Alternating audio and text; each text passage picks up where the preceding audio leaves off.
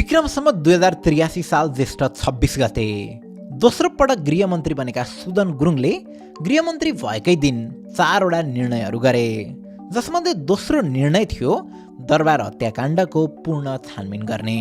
विक्रम सम्वत 2058 जेठ 19 गते भएको नारायण हिटी राजदरबार हत्याकाण्डका सम्बन्धमा यस अघि भएका अनुसन्धान प्रतिवेदन अध्ययन गरी थप छानबिनको प्रक्रिया अगाडि बढाउने। गृह मन्त्रालयमा उनले त्यो निर्णय सुनाउँदै गर्दा धेरैले ताली बजाए। अगाडि बढाउने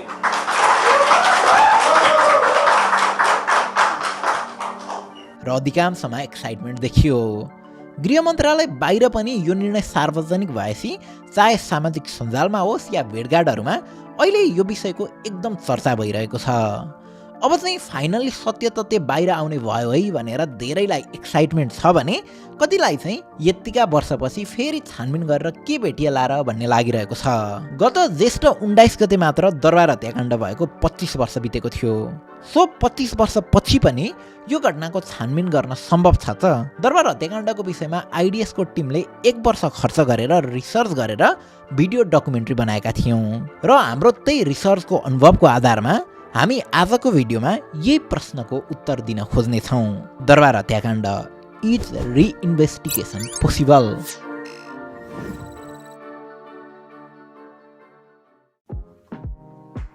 अब वर्ल्ड कप आउँदैछ। पहिला वर्ल्ड कप हेरेको तपाईँको त्यस्तो केही अनुभव छ त? अघिल्लो वर्ल्ड कपमा चाहिँ म धरानमा रेन्टमा बसेर पढ्दै गरेकाले खासै वर्ल्ड कप हेर्नै पाइएन। टिभीमा मात्र वर्ल्ड कप आउने भएकाले म जस्ता घर बाहिर बसेका अधिकांश स्टुडेन्टले मजाले वर्ल्ड कप हेर्नै पाएनौँ। आफ्नो मन परेको टिमको गेम हेर्न चाहिँ नजिकै कता स्क्रिनिङ भइरहेछ त्यतै कुद्नु पर्थ्यो। तर यो पटक चाहिँ तपाईँले डिजिओको कारण आफ्नो कोठामै फोनमा अथवा ल्यापटपमा मजाले वर्ल्ड कप हेर्न पाउनुहुन्छ। फिफा वर्ल्ड कप 2026 को अफिसियल ब्रोडकास्टिङ पार्टनर रहेको हिमालय स्पोर्ट्स र डिजिओको सिजन पास लिएर मात्र 999 मा तपाईँले 104 वटै म्याचेसहरू हेर्न पाउनुहुन्छ। होइन मलाई ल्यापटपमा हेर्नु पर्दैन, फोनमा मात्रै हेर्छु भन्नुहुन्छ भने पनि मात्र 549 मा मोबाइल अन्ली पास लिन सक्नुहुन्छ, जसको लागि तपाईँले डिजिओको वेबसाइट या एपबाट यसरी केही क्लिकमै सिजन पास लिन सक्नुहुन्छ। सो यो प्राइजमा सबै 104 म्याचेसहरू नै हेर्न पाइने भएकाले the sooner you subscribe the better it gets. So let's get back to the video. Chapter 1, the official story. 2058 साल ज्येष्ठ 19 गतेको यो घटना पश्चात ज्येष्ठ 22 गते राजा बन्ने बित्तिकै राजा ज्ञानेन्द्रले एउटा छानबिन समिति बनाएर यो घटनाको छानबिन गर्न 3 दिनको समय दिएका थिए। पछि 3 दिनमा काम नसकिएपछि थप 4 दिन समय थपेर टोटलमा 1 हप्ता लगाएर त्यो छानबिन समितिले रिपोर्ट सार्वजनिक गरेको थियो। अब अरू कुरा भन्नु अगाडि त्यो रिपोर्टले घटना कसरी घट्यो भनेर भन्छ, त्यसको छोटो सम्मरी हेरौँ है त। ज्येष्ठ 19 गते शुक्रबार दरबारमा एउटा फ्यामिली ग्यादरिङ अर्गनाइज गरिएको थियो, जसमा 24 जनालाई निमन्त्रणा गरिएको थियो। 24 जना मध्ये 3 जना चाहिँ त्यो ग्यादरिङमा आउन सक्दैनन्।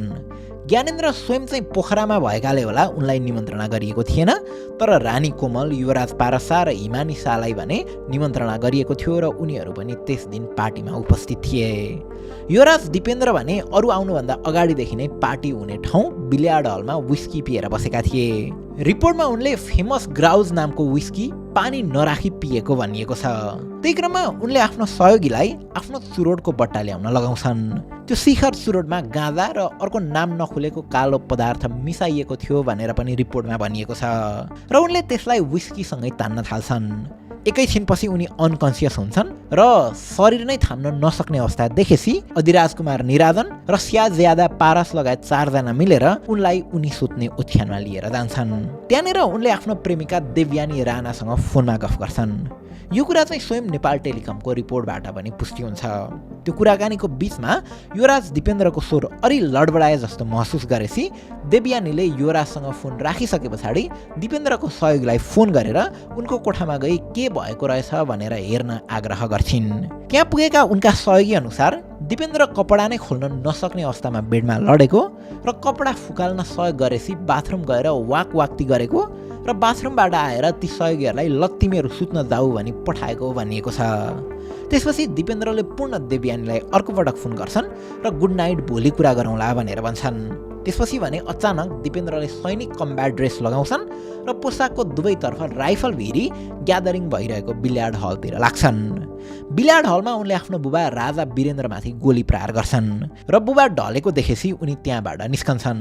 त्यसको केही समय पश्चात उनी फेरि बत्ती र टेलिस्कोप भएको अर्को राइफल लिएर हलमा पस्छन् र अब चाहिँ जताभावी परेर फायरिङ गर्छन् भनेर रिपोर्टमै लेखिएको छ। यसरी फायरिङ गरेर बाहिर निस्केका दिपेन्द्रलाई उनकी आमा रानी ऐश्वर्या र अधिराज कुमार निराजनले पिछा गर्छन्।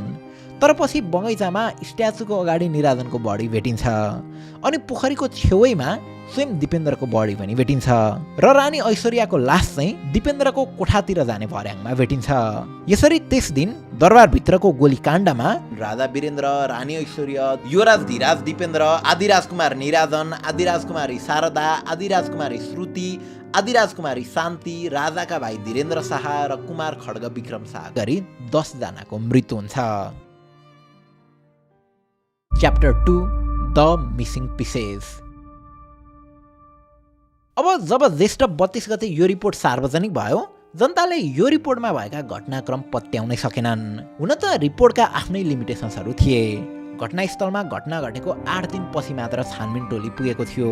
त्यो समयसम्ममा धेरै प्रमाणहरू मेटिएको हुन सक्थ्यो। त्यस्तै छानबिन समितिलाई दिएको समय पनि एकदमै कम थियो। 7 दिनमा घटनास्थलको भ्रमण गरेर अनि सबैसँग बयान लिएर अनि रिपोर्ट पनि लेखेर सार्वजनिक गर्न यो निकै गाह्रो काम थियो। अझ रिपोर्ट सार्वजनिक गरेको दिनको पत्रकार सम्मेलनमा इन्भेस्टिगेसन टोलीका तारानाथ राणावतको प्रस्तुतिले यो घटनाप्रति उनी नै सिरियस नभएको जस्तो देखिन्थ्यो।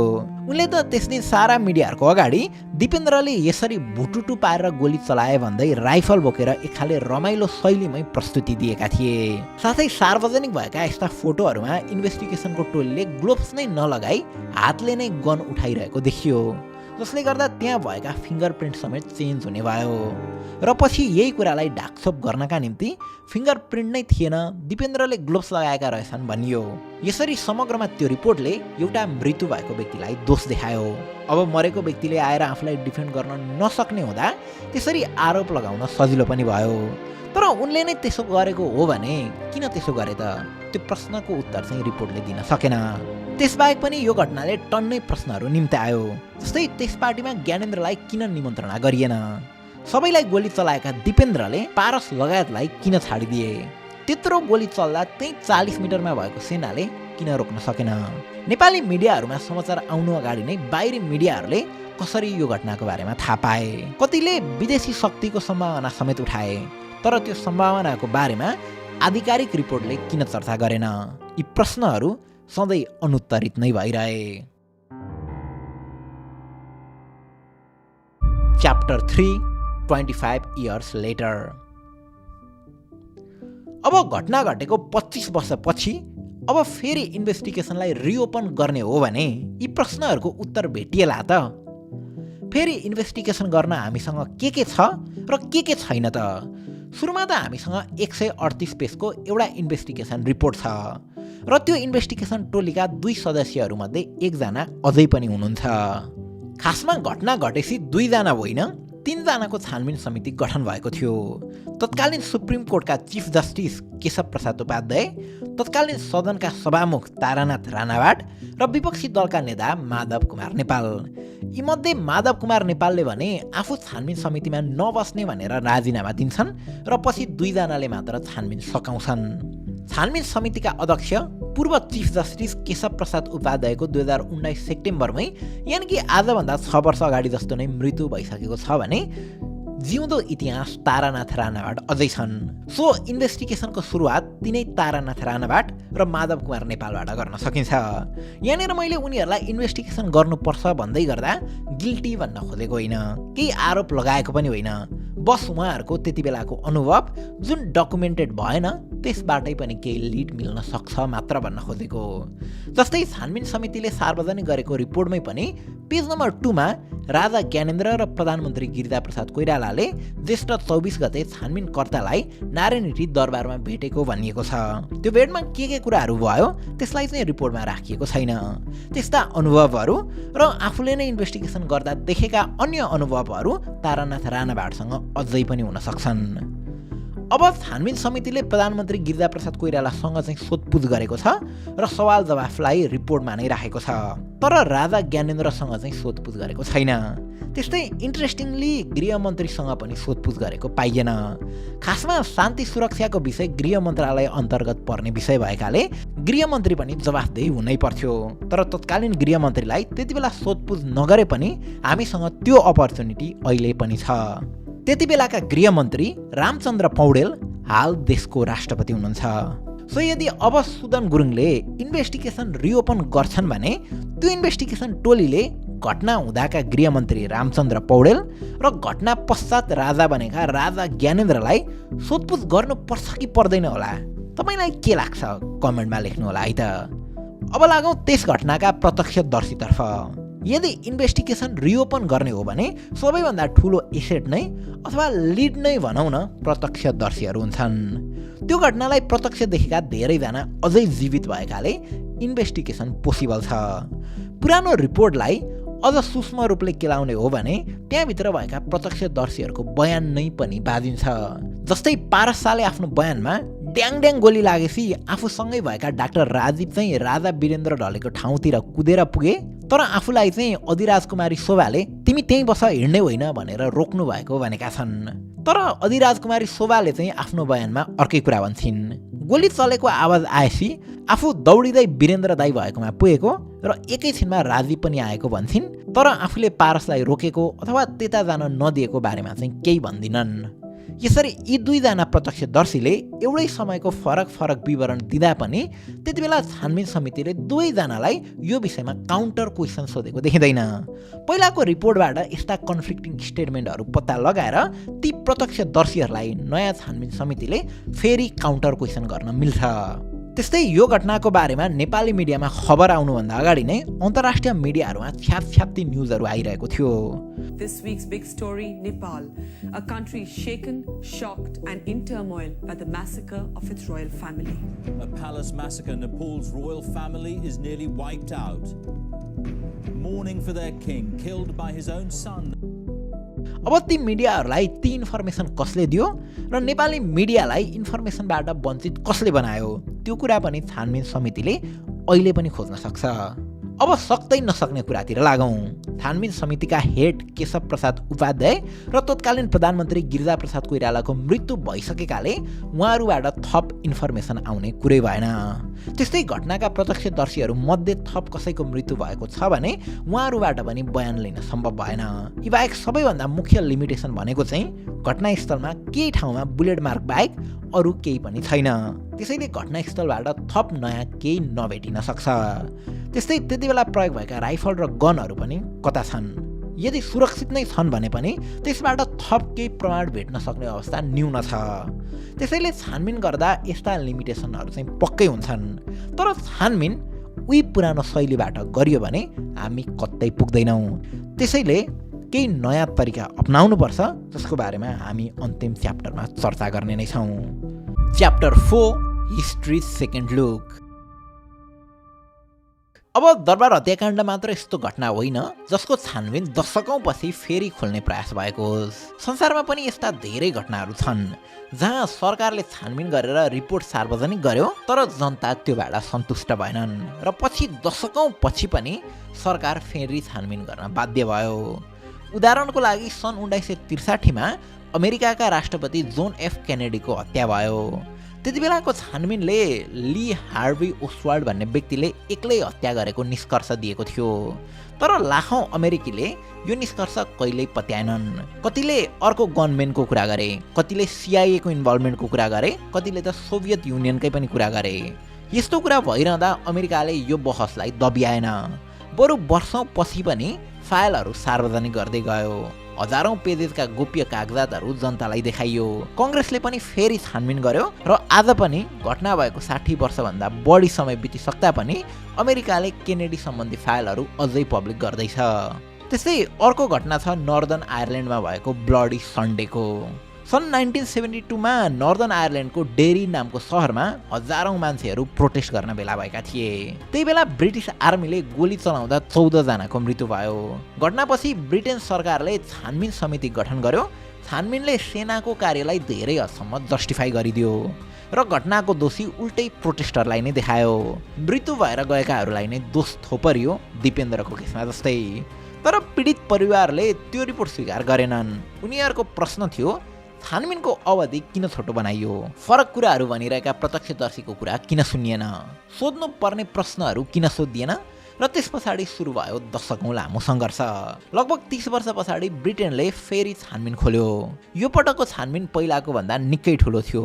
धेरै विटनेसहरूसँग फेरि बयान लियो र हजारौँ पेजेस कागजातहरू हेरियो र अन्त्यमा यो पटकको रिपोर्टले पहिलाको रिपोर्टमा गम्भीर कमजोरीहरू भएको देखायो। त्यसपछि ब्रिटेनका प्रधानमन्त्री डेभिड क्यामरोनले संसदमा उभिएर सार्वजनिक रूपमै माफी मागे। But the conclusions of this report are absolutely clear. There is no doubt, there is nothing equivocal, there are no ambiguities. What happened on Bloody Sunday was both unjustified and unjustifiable.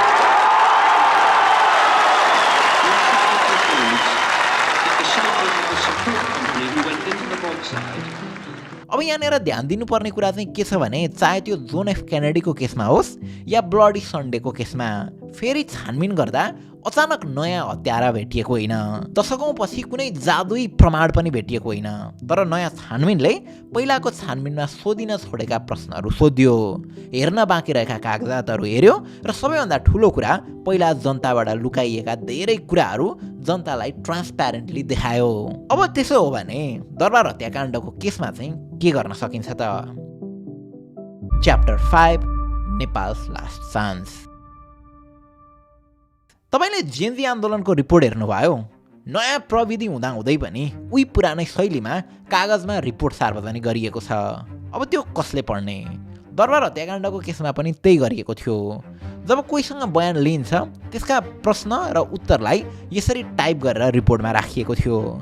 अझ रिपोर्टमा घटनाको स्थलगत विवरण भनेर एउटा section छ जहाँ लेखिएको छ हामी अहिले त्रिभुवन सदनको मूलद्वारमा छौँ, अब हामी यता जाँदैछौँ, अब हामी उता जाँदैछौँ। कमन भिडियो क्यामेरा थियो होला नि। 1920s बाटै भिडियो क्यामेराहरू आइसकेका थिए अनि 1990s बाटै डिजिटल भिडियो क्यामेराहरू पनि उपलब्ध भइसकेका थिए। छानबिन समितिले घटनास्थल भ्रमण गर्दाको भ्लगलाई लेख्ने होइन रेकर्ड गर्न सकिन्थ्यो। बयानहरू लेख्ने होइन टाइप गर्ने होइन रेकर्ड गर्न सकिन्थ्यो। जस्तै पारस शाहको यो बयान हेर्नुहोस् है त। हो बारको पछाडि त्यो कुनामा हामी बस्ने कुना त्यही हो, हामी यङ्ग्सहरू अब त्यहाँ उताबाट चुरोट समाएको नदेखियोस् भनेर त्यो कुनामा हामी धेरै जसो बस्ने त्यही कुनामा हो।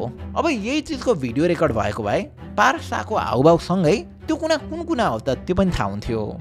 यस्ता चिजले ट्रान्सप्यारेन्सी देखाउँथ्यो र जनतामाझ रिपोर्टको विश्वसनीयता बढेर जान्थ्यो। अब पहिला यस्ता अपर्च्युनिटिजहरू मिस गरे पनि अब हुने छानबिनमा चाहिँ चाहे त्यो दरबार हत्याकाण्डको होस् या अरू कुनै छानबिनमा कम्तीमा हामीले भिडियो क्यामेरा मात्र प्रयोग गर्न सक्यौँ भने त्यसले पारदर्शिता बढाउँछ। अर्को कुरा अब त्यति बेला घटनास्थलको विवरण भनेर यसरी सबै लेखिएको त छ र यसकै आधारमा यही विवरणको आधारमा हामी आइडिएस र इओन मिलेर घटनाको 3D म्यापिङ गरेका थियौँ। अझ कतिसम्म गाह्रो थियो भने दरबारभित्र फोन या क्यामेरा लिएर जान पाइँदैन। त्यसैले पटक पटक भित्र गएर आफ्नो ब्रेनको स्मरण शक्ति र इमेजिनेसनको आधारमा हामीले 3D बनाउने कोसिस गरेका थियौँ। अब सरकारको त आफ्नै निर्णय हो। 3D एक्सपर्ट्सहरूलाई नै लगेर क्यामेरा पनि लगेर उनीहरूलाई केही दिन भित्रै राखेर मजाले भ्रमण गराएर हत्याकाण्ड रिक्रिएट गरेर देखाउन सकिन्छ। अगेन मैले अघि भनिहालेँ 25 वर्षपछि नयाँ विवरण नआउन सक्छ। तर समस्या नयाँ तथ्यमा होइन ट्रान्सप्यारेन्सीमा हो, जनताको विश्वासमा हो। त्यसैले दरबार हत्याकाण्डसँग सम्बन्धित सम्भव भएका सबै डकुमेन्टहरू, witness statement, medical report, ballistic report, photo, video, audio जे उपलब्ध छन् ती सबै कुरालाई पब्लिकली उपलब्ध गराइदिन सक्यो भने जनतामा विश्वास उत्पन्न हुन सक्छ। त्यसैले दरबार हत्याकाण्डको केसमा 25 वर्ष पछाडि हामीले कुनै जादुई प्रमाण भेटिएला भन्ने अपेक्षा गर्नु हुँदैन। तर 25 वर्षदेखि जनताले हेर्न नपाएका कागजातहरू, सुन्न नपाएका बयानहरू र सोधिन छुटेका प्रश्नहरू बाहिर ल्याउन चाहिँ सकिन्छ। र सायद यो छानबिनको सफलता पनि नयाँ सत्य भेट्नुभन्दा छानबिन कति ट्रान्सप्यारेन्ट भयो त्यसमै निर्भर हुनेछ। दरबार हत्याकाण्डको बारेमा अझै डिटेलमा बुझ्न हाम्रो यो अर्को भिडियो हेर्न सक्नुहुन्छ। हस्त थ्याङ्क यू फर वाचिङ।